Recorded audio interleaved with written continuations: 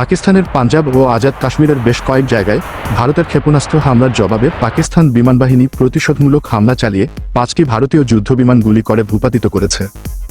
আন্তঃবাহিনী জনসংযোগ পরিদপ্তরের মহাপরিচালক lieutenant general Ahmed শরীফ চৌধুরী দাবি করে বলেন, ভারতীয় যুদ্ধবিমান ধ্বংসের পর পাকিস্তান বিমানবাহিনীর যুদ্ধবিমানগুলো নিরাপদে ফিরে এসেছে। ভারতীয় বিমানবাহিনীর IAF ধ্বংসপ্রাপ্ত জেটের মধ্যে 3টি ফরাসি তৈরি রাফায়েল, একটি Su-30 MKI এবং একটি MiG-29 ফুলক্রাম রয়েছে বলে রয়টার্সকে জানিয়েছেন পাকিস্তান সেনাবাহিনীর একজন সামরিক মুখপাত্র। অন্যদিকে পাকিস্তানের সশস্ত্র বাহিনী নিয়ন্ত্রণ রেখার LOC ঘুন্ডিয়াল সেক্টরে ভারতীয় সেনাদের ব্রিগেড সদর দপ্তর ধ্বংস করেছে এবং একটি ড্রোন গুলি করে ভূপাতিত করেছে।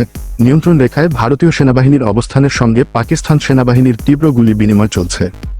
পাকিস্তানের বিমান ভূপাতিত করার দাবি সম্পর্কে ভারতীয় কর্তৃপক্ষ কোনো মন্তব্য করেনি, তবে এসব যুদ্ধবিমান ধ্বংস হলে তা হবে কয়েক দশকের মধ্যে ভারতীয় সেনাবাহিনীর জন্য সবচেয়ে বড় ক্ষতি, ফলে যুদ্ধ তীব্রতর হওয়ার ঝুঁকি তৈরি করবে। উল্লেখ্য, কাশ্মীরের পেহেলগাঁওয়ে সম্প্রতি এক সন্ত্রাসী হানায় 26 নিরীহ পর্যটক নিহত হন। এ ঘটনায় ভারত পাকিস্তানকে দায়ী করছে, অন্যদিকে পাকিস্তান হামলায় জড়িত থাকার অভিযোগ অস্বীকার করেছে। তবে উত্তেজনার মধ্যে মঙ্গলবার মধ্যরাতে পাকিস্তানের একাধিক শহরে ক্ষেপণাস্ত্র হামলা চালিয়েছে ভারতীয় সেনারা। এই অভিযানের নাম দেওয়া হয়েছে অপারেশন সিঁদুর। অন্যদিকে ভারতীয় হামলাকে বিনা প্ররোচনায় কাপুরুষোচিত বলে আখ্যা দিয়েছে পাকিস্তান। তারা পাল্টা জবাব দেওয়া শুরু করেছে। বর্তমান পরিস্থিতিতে ভারত দেশের নাগরিকদের সতর্ক অবলম্বনের আহ্বান জানাচ্ছে। জরুরি প্রয়োজন ছাড়া উত্তর ভারতগামী ভ্রমণ এড়িয়ে চলার পরামর্শ দেওয়া হয়েছে।